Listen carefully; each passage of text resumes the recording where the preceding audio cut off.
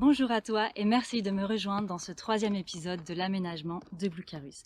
Alors il s'est passé beaucoup de temps depuis l'épisode précédent parce que comme tu le verras là je me suis attaquée à une étape assez complexe et qui m'a demandé réflexion.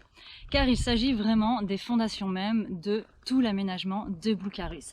Il a donc fallu que je réfléchisse et que je valide de manière définitive toutes les installations et l'aménagement que je vais faire dans Blucarus. Et c'est sûrement ça qui a été le plus difficile. Bon allez, c'est parti, je te laisse avec les travaux pendant que je continue ma balade.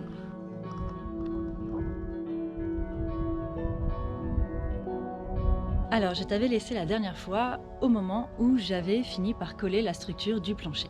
Donc maintenant, je vais m'attaquer à l'isolant. Donc j'ai choisi du Biofibre Trio qui est un isolant naturel. Je vais le découper pour le mettre entre chaque espace de tasseau. Et pour le découper, j'ai acheté sur le Bon Coin pour la modique somme de 6 € ce petit couteau électrique de cuisine. Donc il paraît que ça fait l'affaire, on va voir ça tout de suite. Allez, premier test.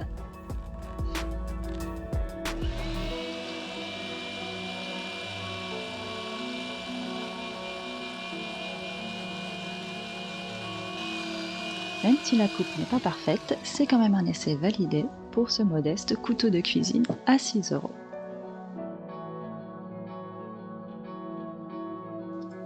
J'ai donc découpé mes panneaux de Biofibre Trio afin de venir remplir les espaces sous mon plancher. J'ai choisi d'isoler Blucarus avec du Biofibre Trio car c'est un isolant naturel constitué de fibres de lin, de coton et de chanvre. Il est important pour moi d'utiliser le plus possible de matériaux naturels afin de créer un environnement le plus sain possible. Ça y est, j'ai mis tout l'isolant sur le plancher. Donc maintenant, sur mes tasseaux, je vais venir mettre cette bande. Donc ça s'appelle du compri-bande. C'est une sorte de néoprène autocollant. Et ça permet de ne pas faire de bruit quand on marche sur le plancher et que le plancher vient toucher les tasseaux si jamais il y a un écart de niveau entre le plancher et la structure tasseau. Voilà.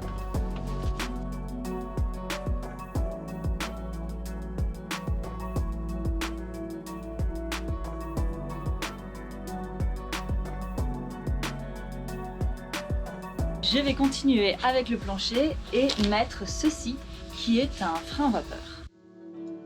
Le frein vapeur est une sorte de bâche tissée qui permet de réguler la vapeur d'eau entre les parois isolées et l'intérieur du fourgon. Ça permet de faire passer l'humidité d'un milieu à un autre de manière diffuse et ainsi éviter un surplus de condensation et une zone d'humidité trop forte qui pourrait favoriser l'apparition de moisissures dans l'isolant. Il faut savoir que nous n'avons pas encore assez de recul sur la meilleure façon d'isoler des fourgons aménagés. Donc j'ai fait le choix de mettre du frein vapeur, d'autres ne le mettent pas. Seul le temps nous dira si c'était une bonne idée. J'ai ensuite installé le plancher. J'ai réutilisé celui d'origine qui, même s'il paraît sale, est en excellent état et a le mérite d'être déjà à la bonne taille.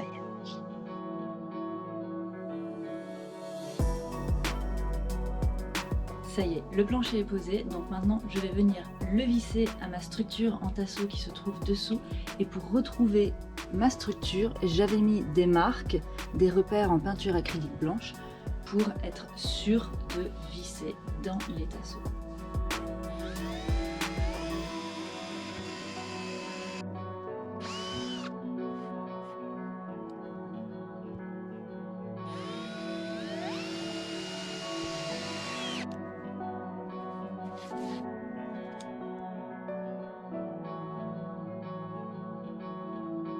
Ça y est, le plancher est fixé, donc c'était une étape plutôt simple, tout s'est bien passé. J'ai eu quelques petits loupés, c'est-à-dire que j'ai troué alors que j'avais mal pris mes repères, donc je n'avais pas le tasseau dessous, c'est pas grave, j'ai bouché ces trous. Après, dans l'ensemble, vraiment pour les vis, tout s'est bien passé. Surtout à la jonction entre les deux plaques, j'ai mis beaucoup de vis pour être sûr que quand je marche d'un côté ou de l'autre, les deux plaques restent bien soudées ensemble. Je poursuis avec l'habillage des parois. Donc j'ai choisi de venir mettre des grands panneaux de contreplaqué sur toute la longueur des côtés. Cependant, les montants de Blucarus n'étant pas tous de la même épaisseur, je fais des lattes dans du contreplaqué pour venir rattraper cette différence de niveau et bien les plaquer sur les montants de Blucarus pour épouser la courbe existante. J'ai donc découpé ma structure dans du contreplaqué. J'ai utilisé du contreplaqué plutôt que des tasseaux car c'est un matériau qui est plus léger. Et dans un fourgon aménagé, je suis bien évidemment contrainte sur le poids de l'aménagement, car à la fin, Blucarus ne devra pas dépasser 3,5 tonnes. Il faut à chaque étape bien réfléchir à comment ne pas alourdir inutilement l'aménagement. J'ai fixé ma structure sur les montants à l'aide de colle et également de vis autoforeuses.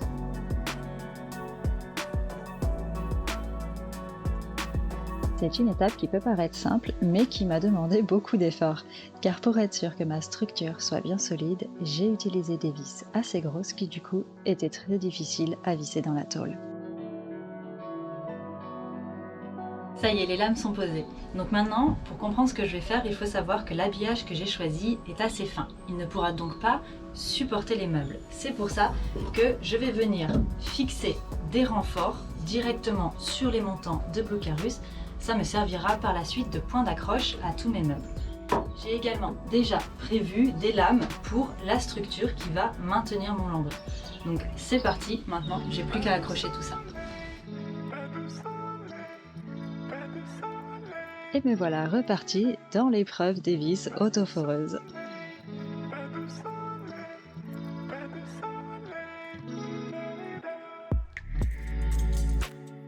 L'estrade que je mets au sol, c'est parce qu'en fait quand je perce à cette hauteur, j'ai zéro force et je n'y arrive pas. Donc en mettant une estrade, juste cette petite marche fait que là j'y arrive. Voilà, c'est un peu humiliant, mais c'est pas grave. Quand tu es faible et que tu veux faire les choses par toi-même, tu trouves des solutions.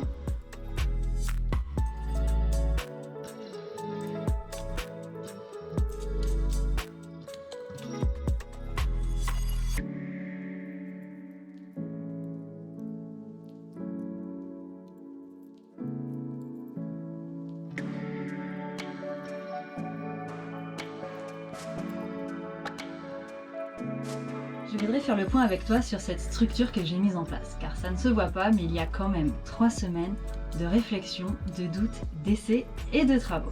En plus de réfléchir à comment j'allais accrocher mon habillage sur mes parois, mon lambris au plafond et tous mes meubles, j'ai également dû réfléchir à mon passage des câbles électriques et laisser des espaces vides afin de venir tirer toutes mes gaines et les cacher au plafond. J'ai également anticipé certaines finitions. Par exemple, pour le lambris, en plus de venir adopter cette courbure que j'ai créée, je voudrais qu'il vienne directement en contact avec l'habillage des parois pour, à ce niveau, ne plus avoir de carrosserie apparente et obtenir une finition plutôt correcte. Voilà, cette étape n'est pas encore à 100% terminée, mais afin d'y voir plus clair, je vais déjà faire mon passage des câbles électriques. Avant cette étape, j'ai déjà décidé de toutes les installations électriques que j'allais installer dans Blucarus et également de leur placement. Ça me permet de mesurer le chemin qu'il y aura entre chaque installation et la batterie qui les alimentera. Après avoir mesuré le chemin que le câble électrique va parcourir et en connaissant également la puissance de chaque installation électrique, j'ai pu, en regardant des tableaux spécifiques nommés ABAC, décider de l'épaisseur de chacun de mes câbles électriques. Et bien sûr, afin de bien respecter les normes VASP Caravaning, j'ai également choisi des câbles souples. De plus, je suis venue les protéger avec une gaine tressée. J'ai choisi une gaine tressée plutôt qu'une gaine rigide car je la trouve beaucoup plus simple à enfiler, surtout quand on est seul. J'ai également décidé de raccorder certains éclairages sur le même circuit en parallèle.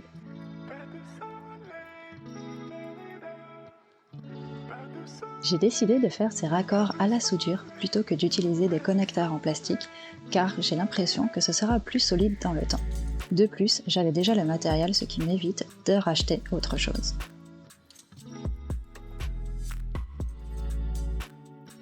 Après avoir fait mes raccords, avec le multimètre, j'ai vérifié si tous mes fils étaient bien connectés.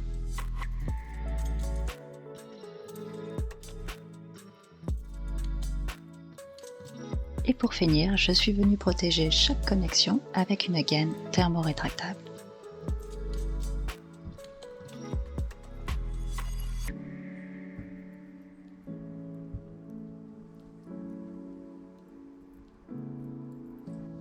Alors ça y est, cette étape est enfin terminée. Donc tous mes câbles arrivent ici, là où sera mon installation électrique. Voilà.